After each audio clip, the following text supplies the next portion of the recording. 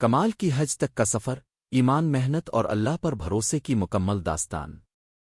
کمال اپنی جھونپڑی کے چھوٹے سے کمرے میں چارپائی پر بیٹھی تھی۔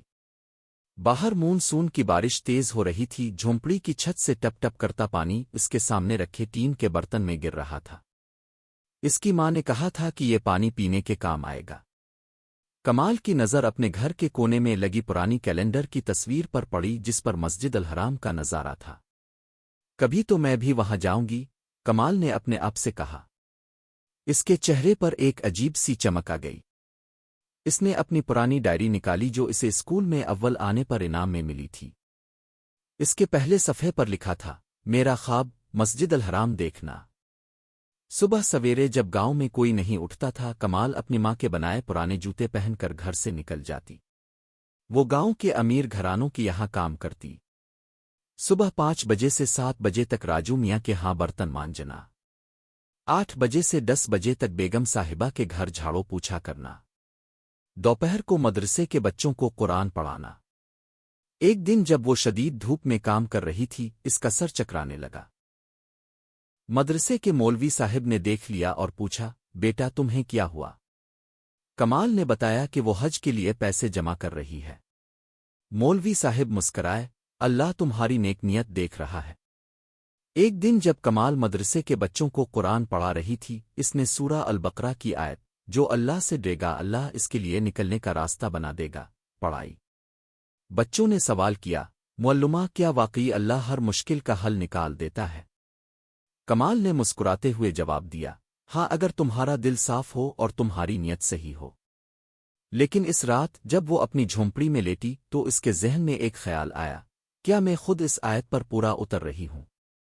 سردیوں کا موسم تھا۔ کمال کے والد بیمار پڑ گئے۔ ڈاکٹر نے مہنگی دوائیں لکھ دیں۔ کمال کے پاس اس وقت تک 5,000 روپے جمع ہو چکے تھے۔ رات کو وہ اپنی بچت کی ڈبیا لے کر بیٹھ گئی۔ اس کی ماں نے کہا، بیٹی یہ پیسے رکھ لو، ہم کسی اور طرح علاج کا انتظام کر لیں گے۔ کمال نے ایک لمحہ بھی نہ سوچا۔ اس نے تمام پیسے ماں کے ہاتھ پر رکھ دیے۔ اس رات وہ چپکے سے روتی رہی مگر اس کے دل کو سکون تھے۔ جب کمال نے اپنی تمام جمع پونجی والد کے علاج پر لگا دی تو گاؤں والے حیران رہ گئے۔ کچھ نے کہا، اب تو اس کا حج کا خواب چکنا چور ہو گیا۔ لیکن اللہ کا اپنا طریقہ کار تھا۔ صرف 3 دن بعد وہی تاجر صاحب جو کبھی کبھار گاؤں آتے تھے کمال کے گھر پہنچے۔ انہوں نے کہا، میں نے خواب میں دیکھا ہے کہ میں ایک لڑکی کو کبا لے جا رہا ہوں۔ تمہاری قربانی نے مجھے متاثر کیا ہے، میں تمہارا تمام خرچ اٹھاؤں گا۔ جب کمال نے پہلی بار مسجد الحرام کو دیکھا تو یہ صرف آنکھوں کا منظر نہیں تھا، بلکہ اس کے دل، روح اور ایمان کو ہلا دینے والا ایک ایسا تجربہ تھا جسے وہ زندگی بھر نہیں بھول سکتی۔ اس کے آنسو خود بخود بہہ نکلے جیسے سالوں کی پیاس ایک ہی لمحے میں بجھ گئی ہو۔ کمال نے جب سبز گنبد اور کعبے کی طرف دیکھا تو اس کے پاؤں جما گئے۔ اس نے اپنے آپ سے پوچھا، کیا میں واقعی یہاں ہوں؟ وہی کعبہ جو میں نے صرف تصویروں میں دیکھا تھا؟ اس کے جیسے دل خود بخود ذکر کرنے لگا ہو۔ وہ طواف کے دوران اچانک رک گئی اور سجدے میں گر پڑی۔ اس کے آنسو زمین پر گر رہے تھے۔ سین نے دعا مانگی، آ اللہ، تو نے مجھ غریب کمزور لڑکی کو اپنے گھر بلایا۔ میرے پاس تیرا شکر ادا کرنے کو کچھ نہیں سوائے میرے آنسوؤں کے۔ اس لمحے اسے محسوس ہوا جیسے اللہ اس سے بول رہا ہو، میں نے تمہاری محنت اور ایمان دیکھ لیا تھا۔ طواف کے بعد جب کمال تھک کر ایک کونے میں بیٹھی تو ایک سفید لباس میں ملبوس بوڑھی خاتون اس کے پاس آئیں۔ انہوں نے مسکراتے ہوئے کہا، بیٹی تمہیں معلوم ہے، اللہ کے ہاں وہی لوگ سب سے زیادہ پیارے ہیں جو دوسروں کی خاطر خود تکلیف اٹھا لیں۔ تم نے اپنے باپ کے لیے اپنا خواب قربان کر دیا تھا، آج اللہ نے تمہیں تمہارا خواب واپس دے دیا ہے۔ یہ سن کر کمال کے رونگٹے کھڑے ہو گئے۔ وہ خاتون اچانک غائب ہو گئیں، شاید کوئی فرشتہ تھی، اللہ کی طرف سے بھیجی گئی آزمائش میں تسلی دینے والی۔ کمال نے مقام ابراہیم کے پاس کھڑے ہو کر دعا مانگی، اللہ، میرے ماں باپ کو جنت میں اعلیٰ مقام عطا فرما، میرے گاؤں کے غریب لوگوں کو حج کا موقع عطا فرما، مجھے تیری رضا کے لیے جینے کی توفیق دے۔ اس نے محسوس کیا جیسے ہوا کہ جھونکے اس کی دعاؤں کو لے کر آسمان کی طرف اٹھ رہے ہوں۔ جب کمال نے زمزم کا پہلا گھونٹ پیا تو اسے لگا جیسے اس کے جسم کے ہر خلیے میں نور بھر گیا ہو۔ اس نے یاد کیا کہ رسول اللہ نے فرمایا تھا، زمزم جس نیت سے پی جائے وہ کام کر دیتی ہے۔ اس نے نیت کی، اے اللہ، مجھے اپنا سچا بندہ بنا لے۔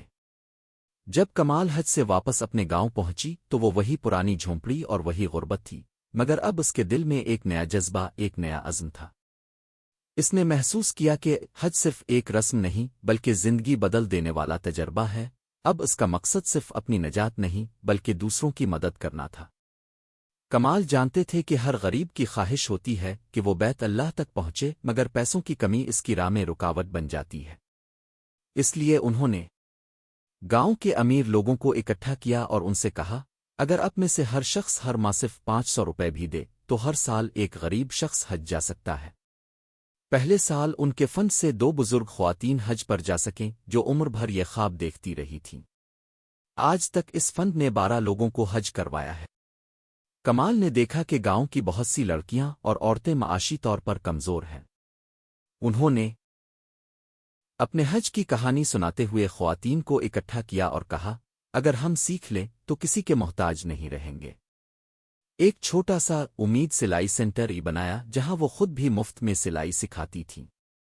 آج اس سینٹر سے نکلنے والی 20 سے زائد خواتین اپنے گھروں میں کام کر کے پیسے کما رہی ہیں۔